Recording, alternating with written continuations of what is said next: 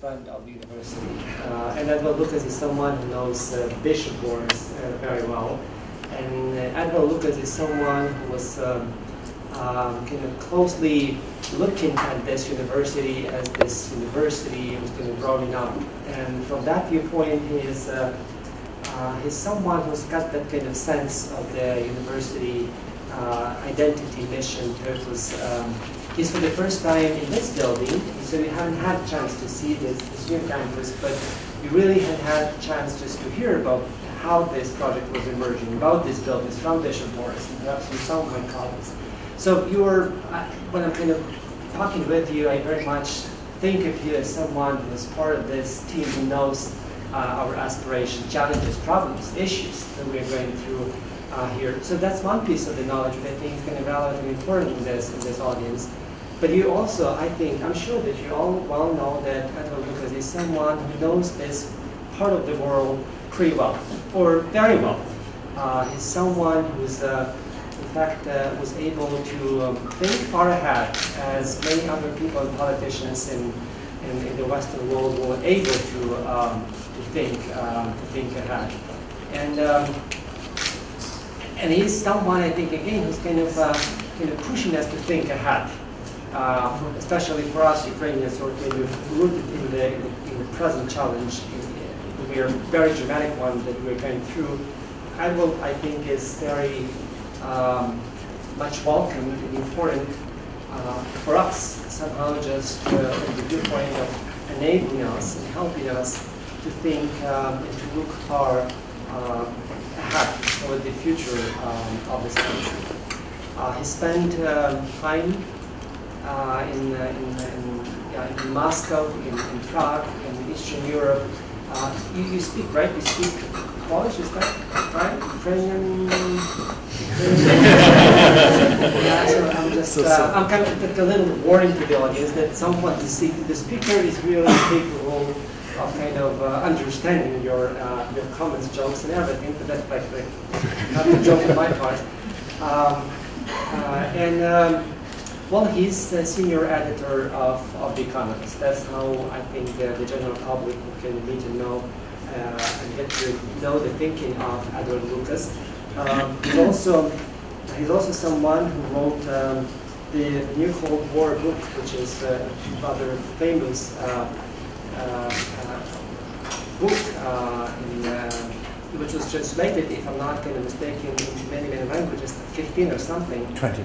20, I know, so it's like you just can't keep up with this number. 20 languages. I mean, the book was translated in 20 languages, and my understanding is that the latest version was published last year. Is that right? Last year, which is kind of a quick response to the situation that we were going through in Ukraine. And it's the I told you version, right? That was the I told you version, which came up and was published in 2014. What I learned from your email, in a small section at the very bottom of every letter, is that the new book is upcoming in September 2015. And it's called Cyberphobia: Identity, Trust, Security, and the Internet. Yeah, so it's not only Russia as a field that you're kind of work and then you're kind of an expert on, but it's also things like you see cyber space, identity, security, internet. So that's something that you reflect upon and invite us as well to think about. So let me perhaps just kind of stop at this moment and let you speak. And I would also very much encourage questions or comments, and basically, the floor is yours. So thank you for being with us. Yeah. Thanks.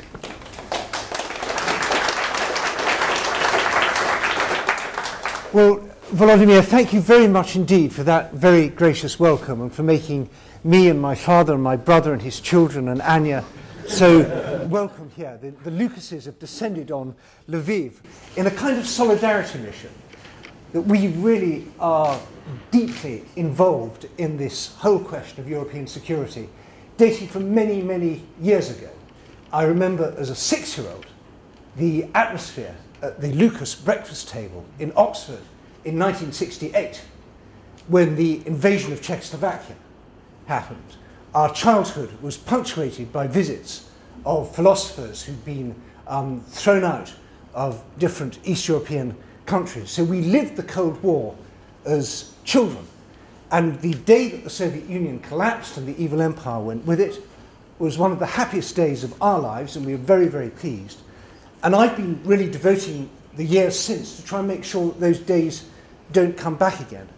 And it's very sad for me that I'm having to be here to talk to a country which is at war, a country which is bearing the burden of European security on behalf of much richer and stronger countries which choose not to bear it themselves. And one of the fundamental points I'm going to get onto later on is that if the West had a proper Russia policy, we'd have never seen the cyber attack on Estonia in 2007, we'd never have seen the attack on Georgia in 2008, and we have never seen the attack on your country that we've seen over the last year.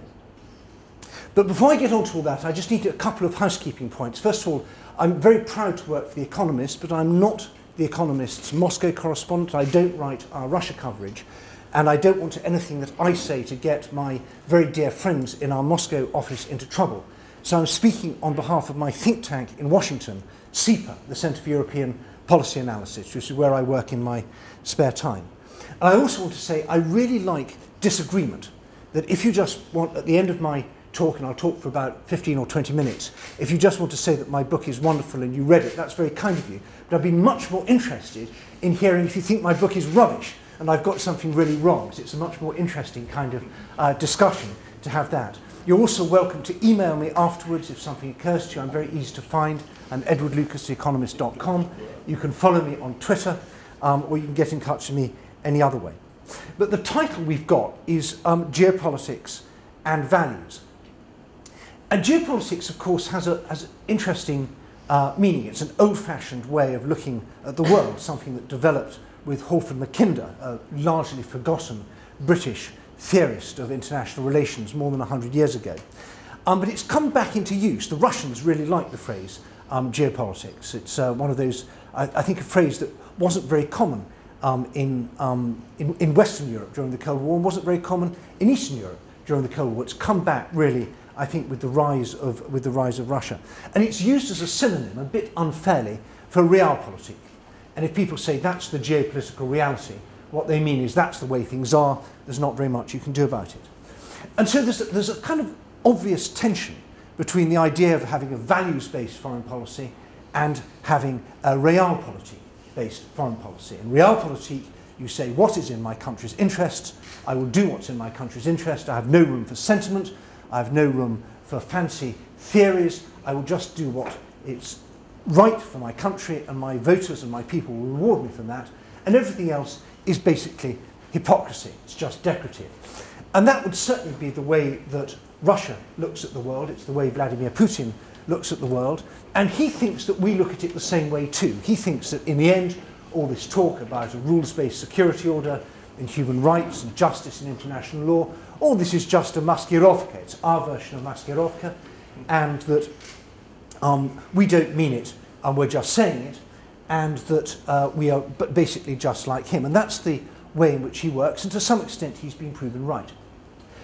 But actually I think this is a false tension. It's true in the short term there is a conflict between a values-based foreign policy and a realpolitik-based foreign policy. Take, for example, the Budapest Memorandum. It would have been possible that Britain and France and America and, for that matter, the Chinese, the other signatories, said, we really meant it when we signed that document, and now we have to make the strongest steps against Russia to prevent the dismemberment of Ukraine and to punish Russia for what it did and try and reverse it. And that would have been a values-based foreign policy, and it would have been very costly. It would have involved the City of London giving up its very lucrative business of laundering stolen Russian money. It would have involved spending a lot more money on defence. It would have been a lot of very tough things. And you can say, well, that was a choice. But my argument is actually that this is only a choice in the very short term. That if you are a country that wants a rules-based international order, you will benefit from that order in all sorts of ways, because you won't need to pursue your interests always through the use of force. The law of the jungle is a very expensive way of living. If you're always worried that other people are going to eat your lunch and you have to spend a lot of time and effort protecting yourself because you don't trust anybody else, well, you may survive. And if you're a big country, you'll do better than if you're a small country, but you'll waste a lot of time and money and worry and effort on living in this Darwinian world where there are no rules. And if you create a rules-based international order, then you have a lot of time and effort free to do other things that really matter. And that's been the thinking that really has started with the attempt to set up the League of Nations after the First World War, and it's the foundation of this European security order that I mentioned. Let's have some rules that apply to everybody. We'll all obey the rules. It will sometimes cost us, but on the whole, we'll be better off in a rules-based order than in a non-rules-based order. And we see that, for example, in a very simple case of free trade. The European Union thrives on the free movement of goods and capital and people. And that's been a big success, and I don't think anybody would want to go back to the old days of protectionism. That costs everybody. But it's also true of security.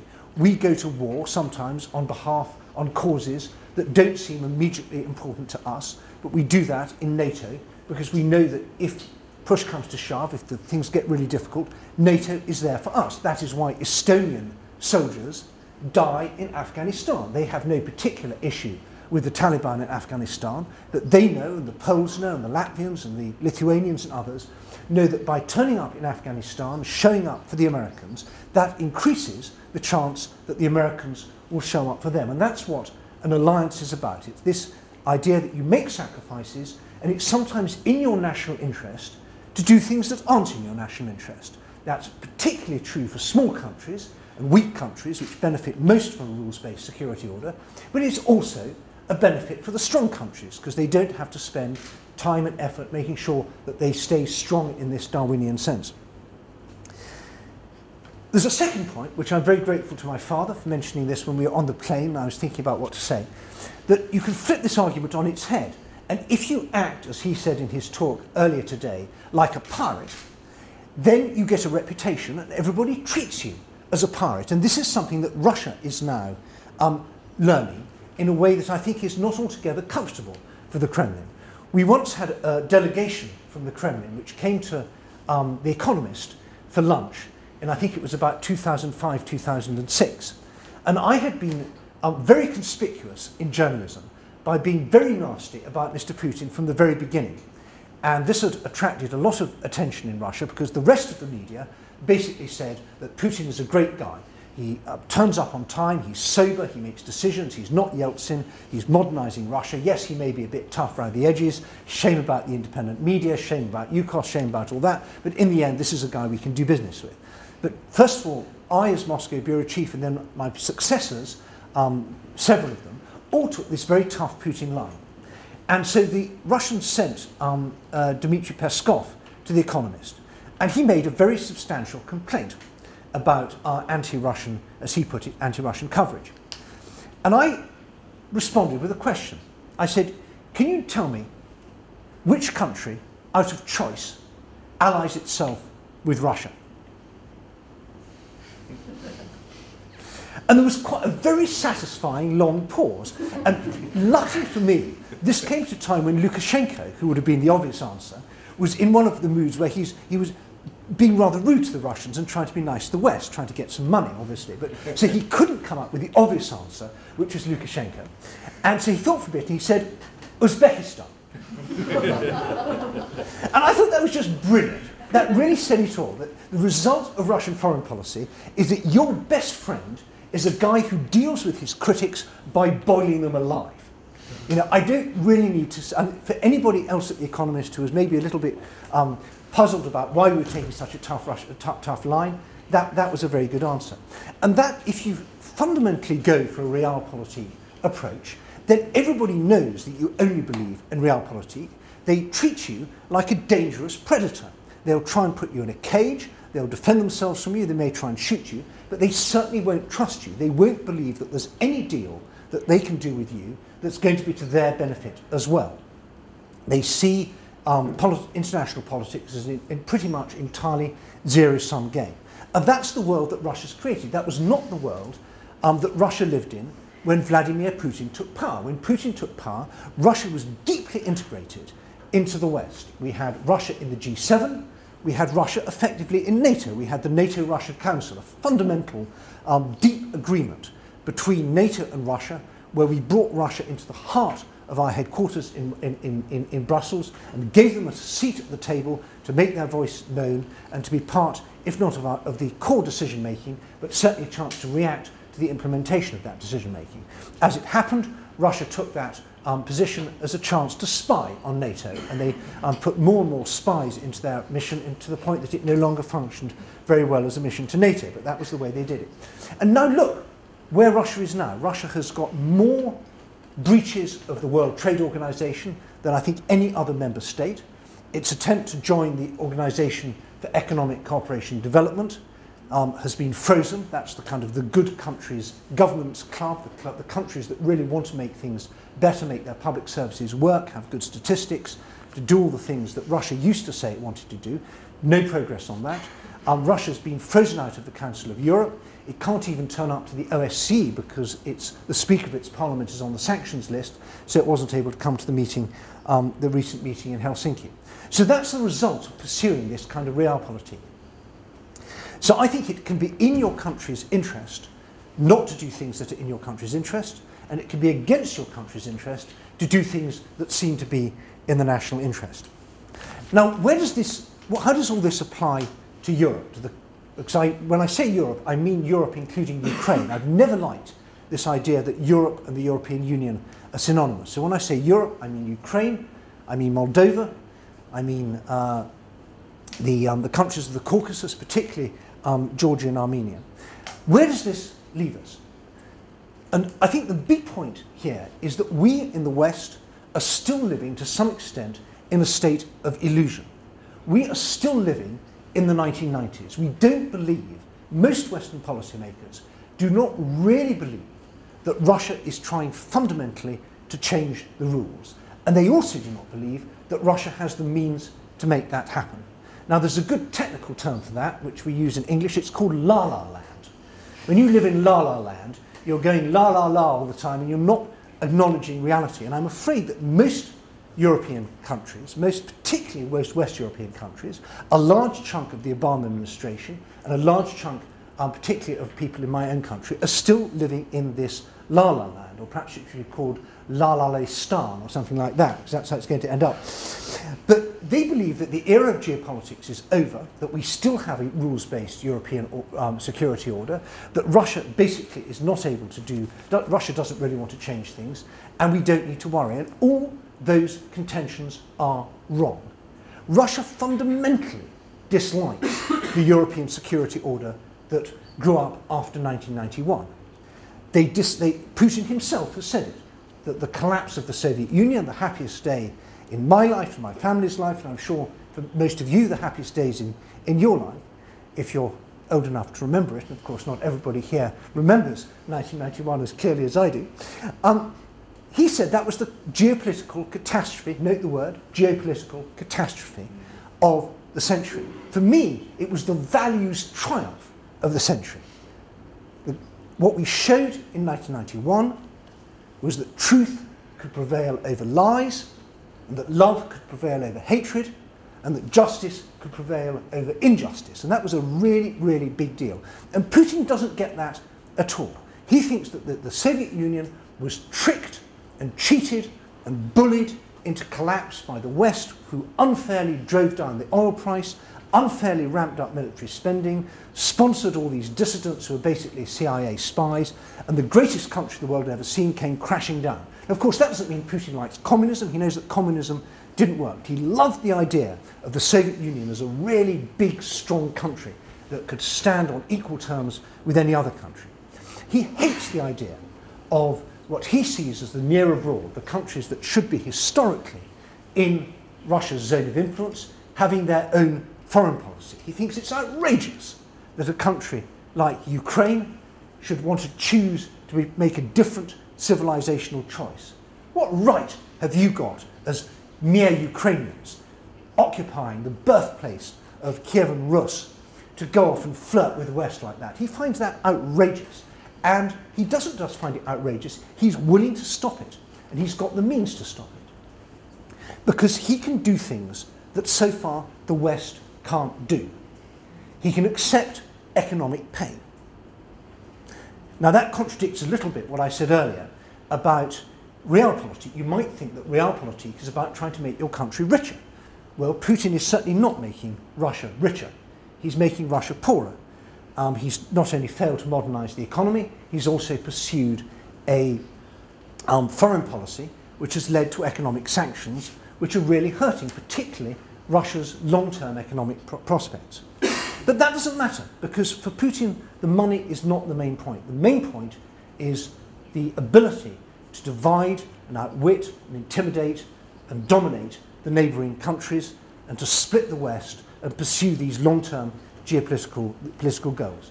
So he's willing to accept economic pain, and we are not willing to accept economic pain in the West. When we try and raise defence spending, people scream. I had a big argument with German politicians at the Munich Security Conference, where I said that I thought Germany was behaving pathetically, that they are the biggest economy in Europe. Europe is basically a kind of soft German empire. They should be leading Europe. Angela Merkel is great, she gets it. But why are these German politicians from other parties, and even from her own party, not willing to spend money on defence? And the German on my panel said, in a very smug and annoying way, he said, well, I think that some of our neighbours might be rather alarmed, given our history, if Germany was to spend 2% of its GDP on defence. At this point, and I wanted to run across the room and hug him, at this point the German ambassador to Berlin, the Polish ambassador to Berlin, got up, interrupted and said, sorry madam, he said, excuse me, but may I say, on behalf of the Republic of Poland, that nothing would please us more than if you spent 2% of GDP on defence. It was absolutely brilliant. She had no answer to that. Fantastic.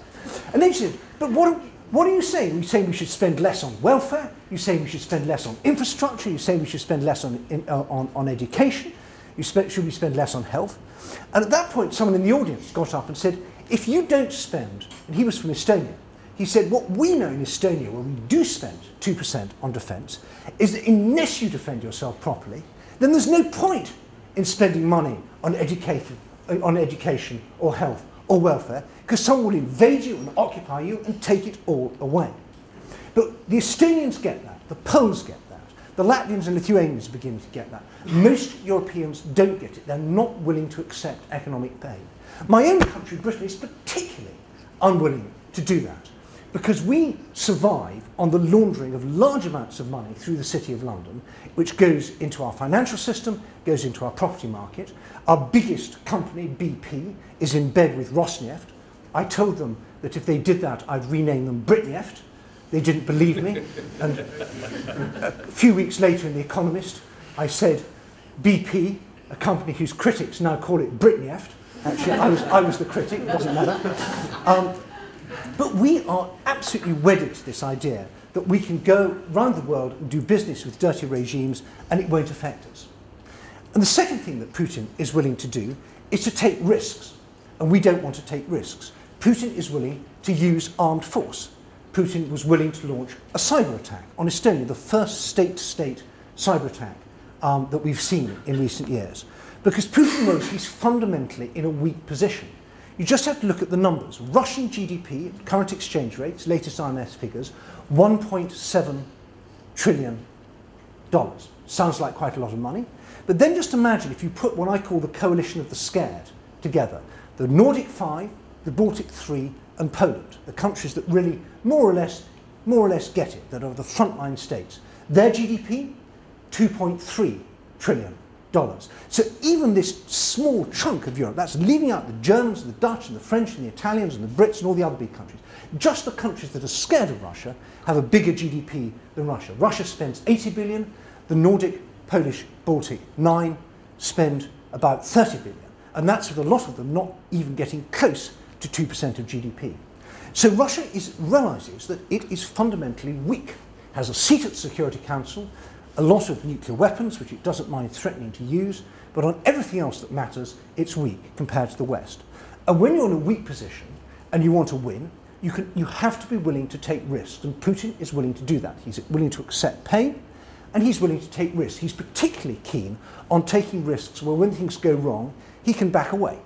So he likes this kind of ambiguous warfare, where he says, oh no, this is not GRU Spetsnaz, this is Russians who happen to be on holiday in Crimea. He says, this is just volunteers going. These are patriotic locals. They bought their uniforms and their missiles and their guns in a shop. So he's willing to take these risks because he knows, and this is the third point, that he's willing to lie, and the West doesn't understand lies.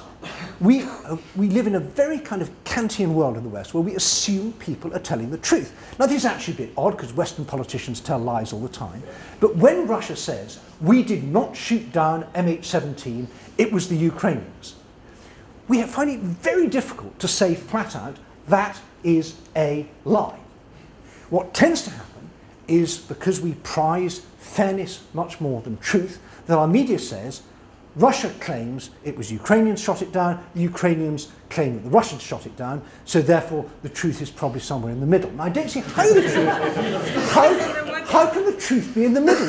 Was it a Ukrainian missile that was shot that changed to being a Russian missile halfway?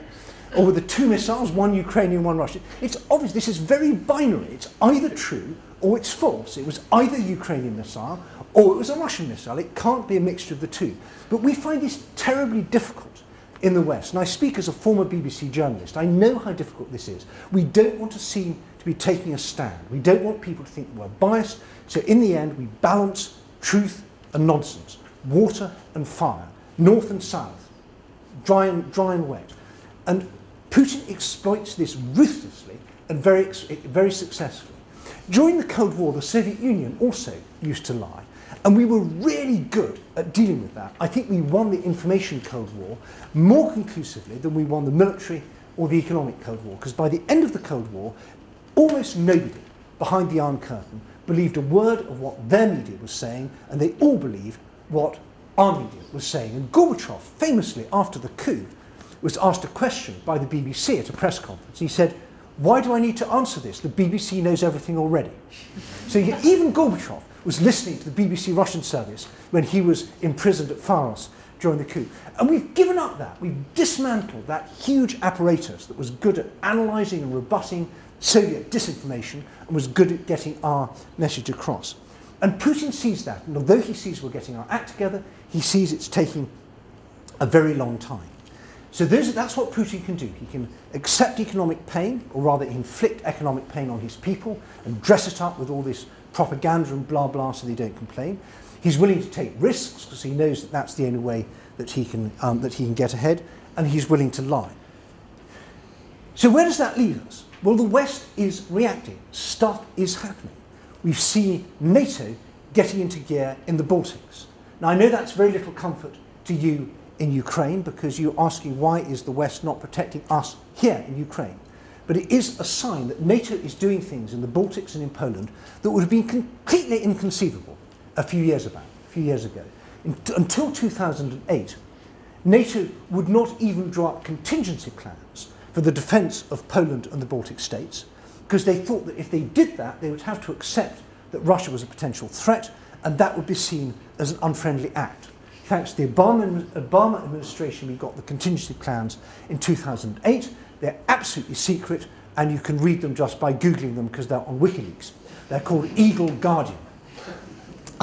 Those contingency plans have now been revised and updated because although they were very good plans, they basically involved Poland putting the best third of its army to reinforce the Baltic states. And that was a very good deal for the Baltic states, less of a good deal for Poland. So now that's changing, and that's all good. We're having exercises of a kind we never had exercises in the new member states. We've now had having so many exercises, it's hard to keep track of them. We've got major NATO equipment being pre-positioned in the Baltic states. That's all great. Not much comfort for Ukraine, but it's helping make the Baltics safer. We've got sanctions, and those are good as well. Russia didn't believe that the United States was going to do the Magnitsky sanctions, and it did. Putin's closest chums all had to move back to Moscow because they're afraid of being arrested if they went to the United States, or even if they're being extradited in Europe. So these sanctions, these visa sanctions, are really bitten in America, and these economic sanctions, although they are not nearly tough enough, are having an impact. It's very difficult now to invest in using new technology in Russia's upstream oil and gas. And over the years ahead, that's going to be a real problem for Russia. But it's all very late, and it's all quite little. I'm not saying it's too little and too late, but it is late and it's little. And in the meantime, you guys are bearing the brunt of this. And I think that, getting back to values and geopolitics, I think that we in the West thought that we were living in a values-based world, but we weren't. We're pursuing our own self-interest. We wanted to keep our nice, safe, comfortable, untroubled lives, living in La La Land, not accepting that Russia was a threat, not believing that Russia could do anything, and just getting on with what we do best, which is making money and having a nice, quiet life. And you guys were living the values life. And as I never hesitate to point out, and I'll finish on this, you guys were the first people to die for EU expansion. Now, I write for the Daily Mail, which is a great paper in many ways. It's a British tabloid, has very robust, simple views. They're brilliant journalists, and on some things they're absolutely terrible, but on other things they're right. And one of the things they're right on is Putin. They don't like Putin. And I write for them quite often, every month or so. But I wanted to write for them about Ukraine. And I wrote that Ukrainians were inspired by the European ideal, and they were coming out on the street in Maidan and being beaten up and shot for the liberty and dignity and decency and justice that we take for granted in the West. And I was very pleased with this, and I thought it would go through. And I got a phone call from my editor at the Daily Mail, and he said, "It's a great piece, we love it. It's just that European ideal bit we don't like." He said, "Because couldn't you say that they're bitterly disappointed with Europe? Can't you say something about how they've been let down by the bureaucrats in Brussels?" And I said, "Well, yeah, and they have been a bit, but I think the fact that they were standing in the street chanting Ashton, Ashton, when the rather undistinguished foreign policy chief of the EU was visiting Kiev, suggests they're not that bitterly disappointed with the European ideal. They may be disappointed with individual European politicians, but fundamentally the fact that they were dying in blood-soaked European flags. When do you ever see a blood-soaked European flag? People were dying on the streets of Kiev in European flags for these values, because you got the values when we thought we had the values, but actually we only had geopolitics. So now I look forward to questions, particularly, please, hostile ones. Thank you. So my name's Daniel. I'm a local TV journalist, and I have a problem with the one thing you said. You said that the West had a hard time understanding that Putin lied. To me, it seems that Western politics is a body of lies, all the same that everywhere. When you think, for example, of everything that happened after 9/11, and the attack on Iraq, that was like filled with lies. To me, it seems more like that when Putin lies, it gives the Westerners the opportunity to stay in this La La Land, and that's why they accept it. Not that they cannot understand that he lies. See? Thank you. First of all, to be fair to Westerners, I don't think all Western politicians are in this position. I think Mrs. Merkel said it very well when she said Putin lives in a different reality. And other politicians have said this as well. Putin seems to come out with complete nonsense sometimes and in his meetings with foreigners. I think you're right. I mean, I don't hold up Western political discourse and values as being an ideal. And I think that we, just as you have a great deal to do in Ukraine with your politicians, we have a great deal we need to do in the West with ours. And you mentioned Iraq. I could think of 15 other things where Western politicians have behaved very badly. But I'm talking more about the way in which Russian propaganda fits into the Western media universe, that we are somehow unwilling to call out Russian propaganda as a lie, and they are able to distort the field of vision in which our public opinion makes up its mind. So the idea, for example, that Ukraine is run by fascists, or there's a serious problem with neo-Nazis in Ukraine, this is baloney. This is like saying there are UFOs in Kiev. It's a complete lie. And the Russians have managed to get this across. Many people in the West say, yes, well, of course, you know, I'm very sympathetic to the Ukrainians, but yeah, they do have to do something about those neo-Nazis.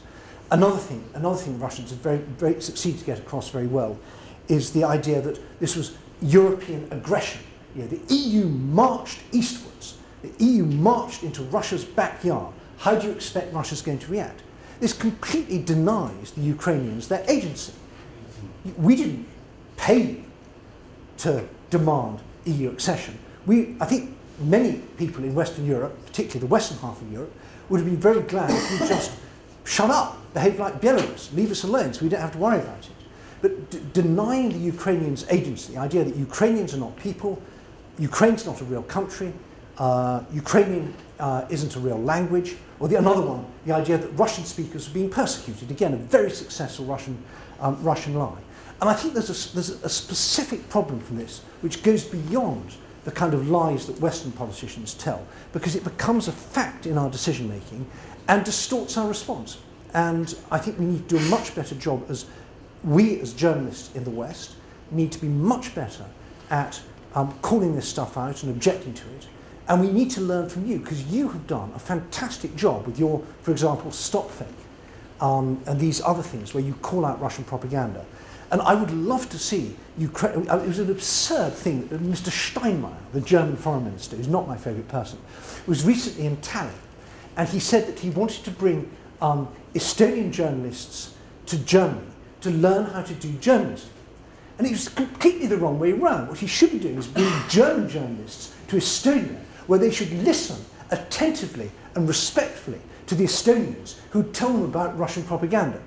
But we haven't yet made this mental switch. We still think our media is basically good and it gets it right, and media in Eastern Europe is kind of hysterical and biased and corrupt and all the rest of it, and we have nothing to learn.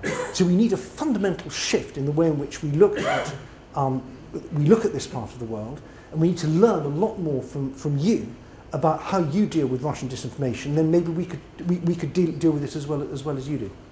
Can I follow up, please?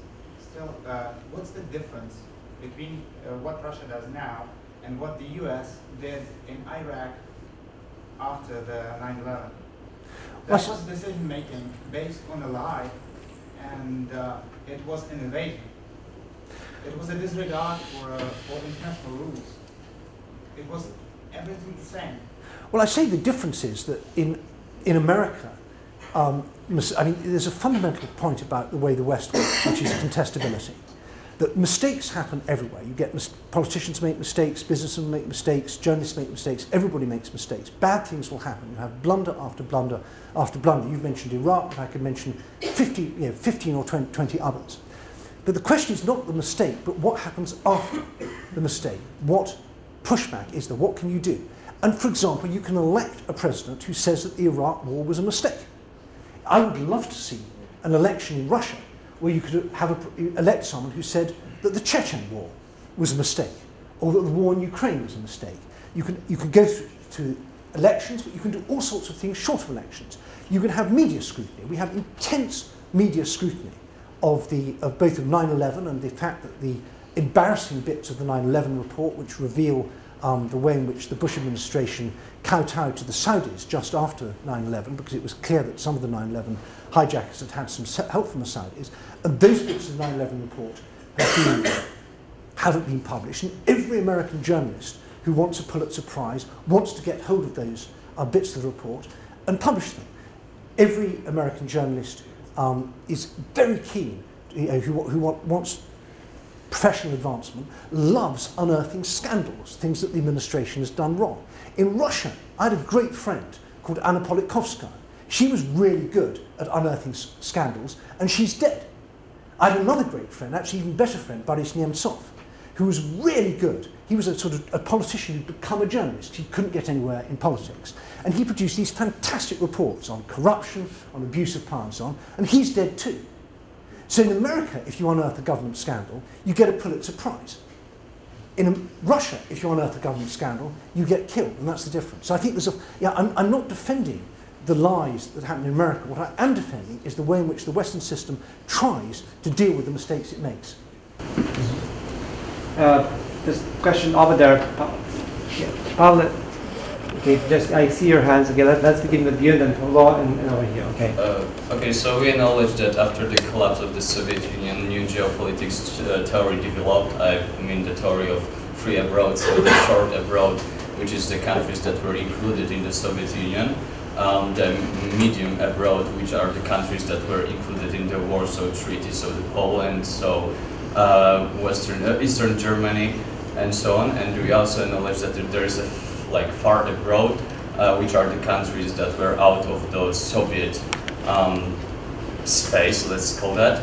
And how we acknowledge and that exists, and it implies that Russia would like to regain those lands or the things that were in their short abroad or the medium abroad, or at least gain some power above those lands. And how does the NATO change this theory? How does it affect the whole process? Right.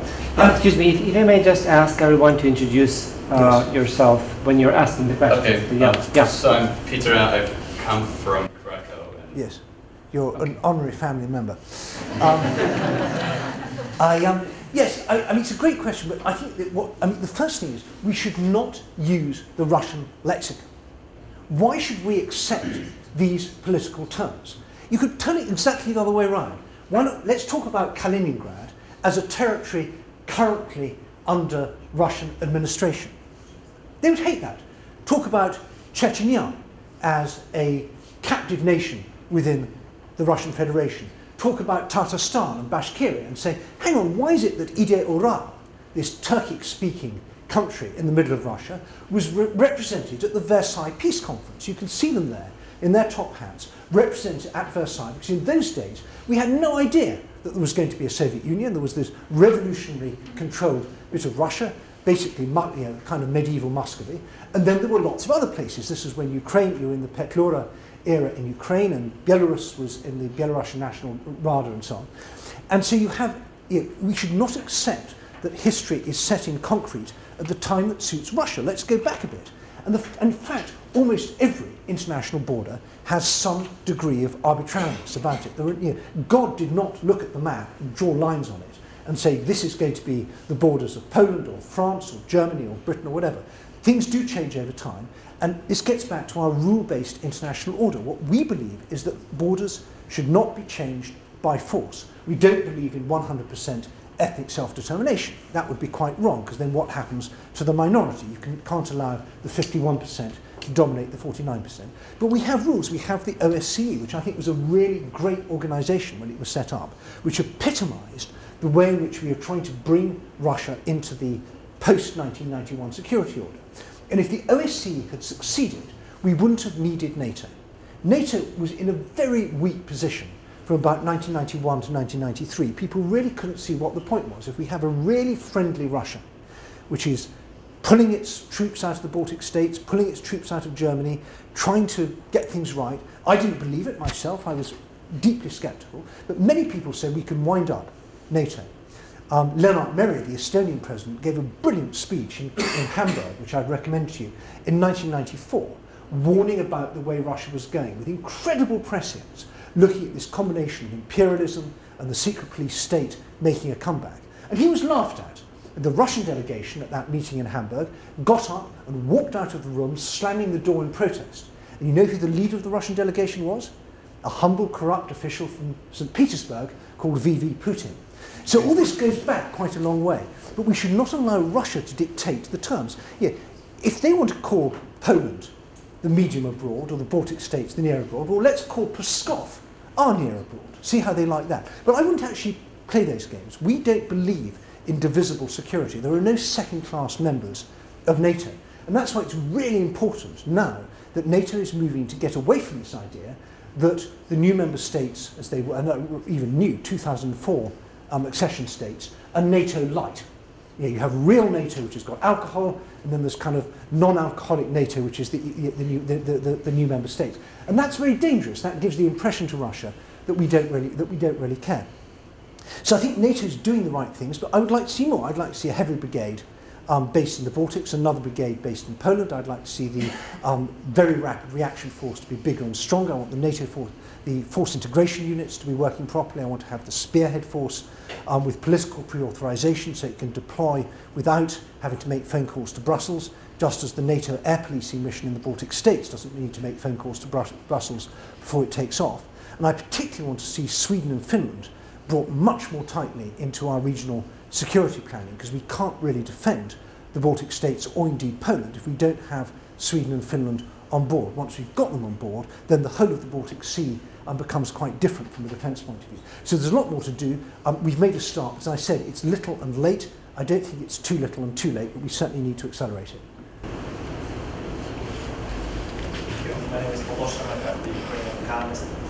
By the way, I'd like to acknowledge the work that the CWAT that you represent now does on promoting the case both in BC, Washington DC, and in Poland as well, trying to bring the both public and private investors to do so.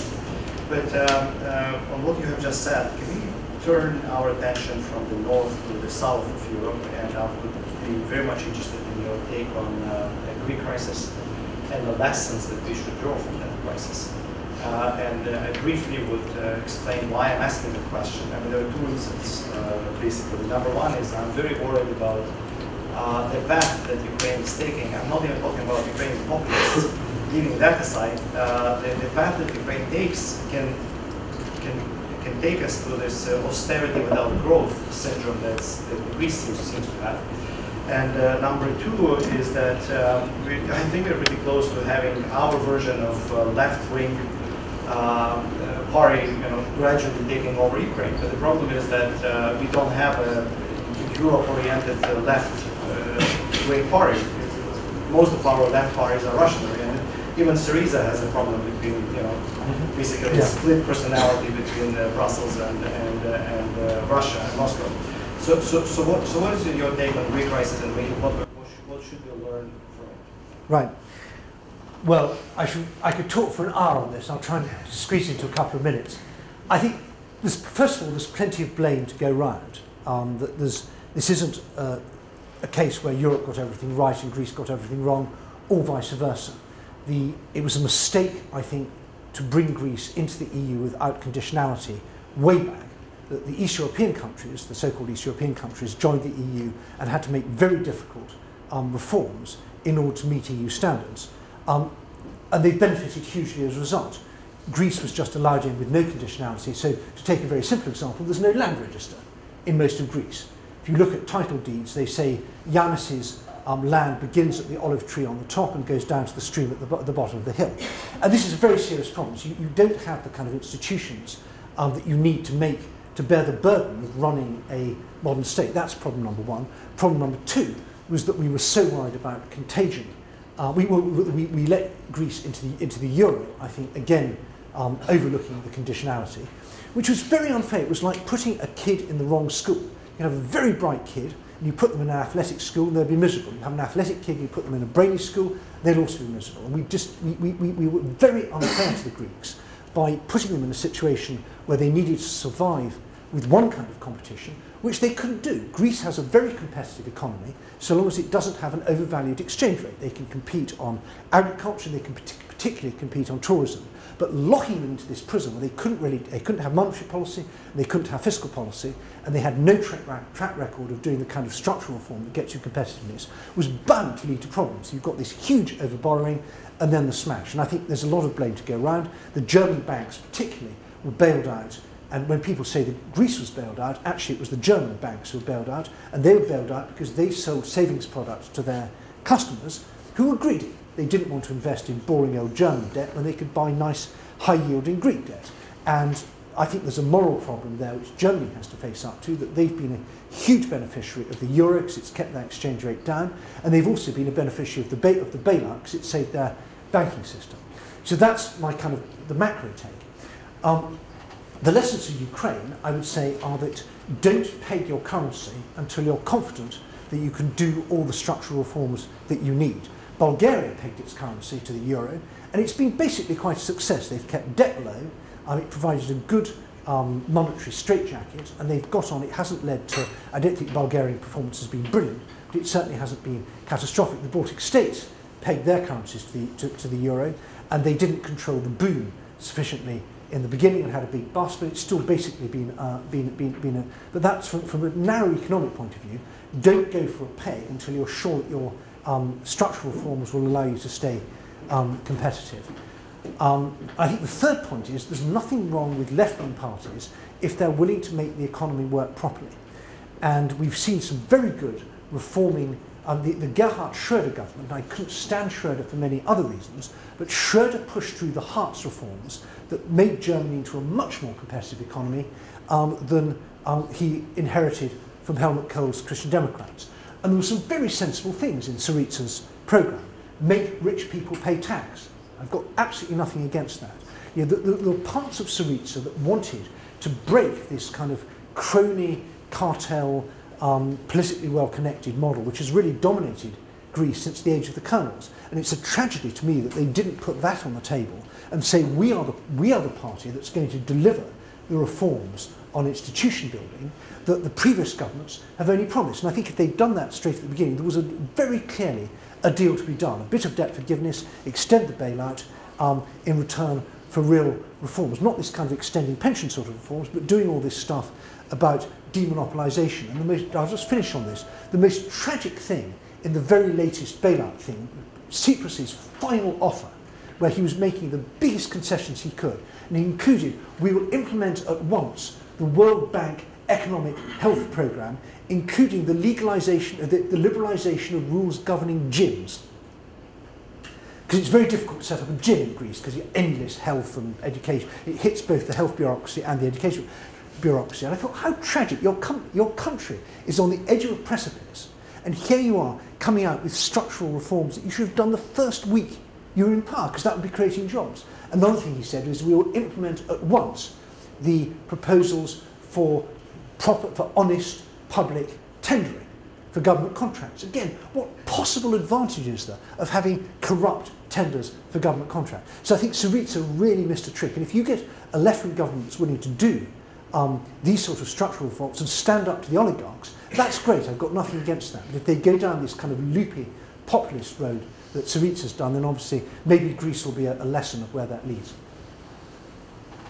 Sorry, I did that in 10 minutes rather than 2. It was a big question. I'm Victoria Brands, I'm a sociologist, and I would like to ask you 2 questions, but they're very small.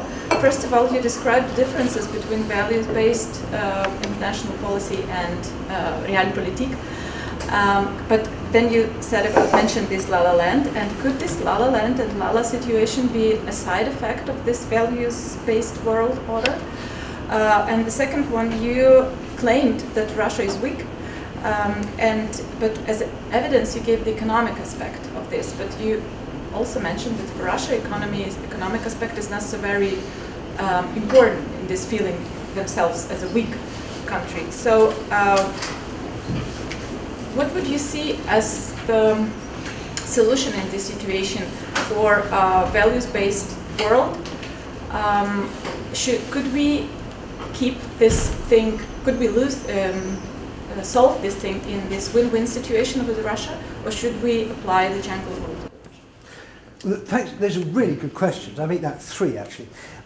So first of all, yes. I mean, if you live in a values-based world and you ignore everything outside that, it does become a kind of La La Land.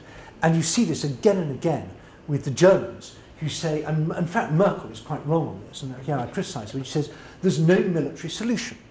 Well, if someone is attacking you militarily, then I think there is a military solution. Now, I actually think that in Ukraine, I don't want Ukraine to win militarily. I want Russia to withdraw because it's being whacked by the West on things that really hurt. I want Russia to surrender, and then you can regain your lost eastern provinces and Crimea without firing a shot. It would be horrible if you had to reconquer them by force of arms. But you're absolutely right that if people decide that everybody in the world is nice like me, that can become very delusional, and we still see a lot of that. And it's also particularly, and there's a kind of selfish virtue where you say, because I'm nice and I'm going to believe that everyone else is nice, if you claim that you're being beaten up, I'm just going to tell you that that's your fault, because you should have, as the Germans love to say, dialogue instead of confrontation. And you hear this again and again. You want dialogue statt Konfrontation. And that's fine. You can have dialogue if you're talking to the French or the Dutch or the Americans. There's all sorts of countries you can have dialogue with. And this gets on to your second point. But what happens if the other side is playing for a zero-sum game? And then you have to be tough. It doesn't help if you may feel good, but you're actually going to lose. And it's not doing anyone any favours. And one of the big losers in this, and let's not forget this because I haven't mentioned it before, the really great losers in this are Russians. And it's an absolute tragedy what's happened. One of these great European cultures, this fantastic language, a country that's contributed so much in culture and science and literature and all sorts of other things, becoming a kind of pariah state run by second-rate Czechists and their gangster friends. And this is a terrible thing, 140 million people living under this regime. And just as during the Second World War, we always made it clear that we are not fighting the Germans, we're fighting the Nazis. We need to make equally clear with the Russians that we're not fighting Russia as a country or Russians as people, we're fighting this regime. They invented the modern human rights movement. If you remember the demonstration on Red Square, and I always say this when I'm talking to pro-Putin audiences, does anyone know who I'm talking about when I say Delaunay, Dremluga, Feinberg, Gorbanevskaya, Babitsky, all these people? And it's very interesting. These are the heroes who demonstrated on Red Square in 1968 against the, against the Soviet-led invasion of Czechoslovakia. And if Russia had gone the right way, Red Square would be named after them. There would be statues and university faculties. They would be honoured as great heroes, just the Germans honour Dietrich Bonhoeffer and the other anti-Nazi resistors. And it's a tragedy that that's happened. So we need to maintain the potential to go back to a values-based relationship with Russia when we have a leadership in Russia that shares our values. But we have to be tough. And you said you're absolutely right. Putin doesn't really mind about the economy. And I completely disagree with these sort of Western optimists who are tiptoeing into realpolitik and say, well, Russia can't survive a low oil price and sanctions. And as a Brit, we have a very close relationship with Zimbabwe. And for about 25 years, we have been trying to apply international sanctions to Zimbabwe, which has first of all led to the complete immiseration of Zimbabwean people, the terrible hyperinflation, awful emigration and poverty and disease and collapse of public services. And Mugabe, the dictator, is still there. And after that, the Chinese came in, and now they put money in, and Zimbabwe is getting quite prosperous again, and our policy hasn't gone anywhere. And I'm not saying exactly that's going to happen with Russia, but I don't believe we can do this just with economic means. But we need to contain Russia. We need to build a very strong containment policy where the Caucasus is secure, and where you're secure, and the Baltics are secure, so Russia feels there's no scope for this kind of adventurism. And then we need to go after financial things. We need to go after the dirty money. Because it's one of the amazing things about these great anti-Westerners, these people who hate the West, and they see that the West is built on cardboard, and it's all hypocritical and corrupt and decadent, and they say it's not Europe, but gay Europe, we've got the guns, you've got the gays, all this kind of tremendous anti-Western rhetoric. And then you look at them and say, where are their children studying? Well, it's not Imemo, it's not Ngimo, it's not Beijing, it's not Venezuela. They're studying at the LSE and at Oxford, at Cambridge and Harvard. And where are they keeping their savings? They're not keeping their savings in brotherly Belarus or in Armenia or in Venezuela or even in China where they might be doing quite well. No, they've bought large houses in London. They have bank accounts in Luxembourg and offshore companies, maybe onshore companies in Delaware and places like that. So this anti-Westernism is very shallow, and if we really push back on this money, and make them think their fortunes are at risk, and maybe even put a few of them in jail and put their bankers and lawyers and accountants in jail for laundering it, I think that would have a really powerful effect.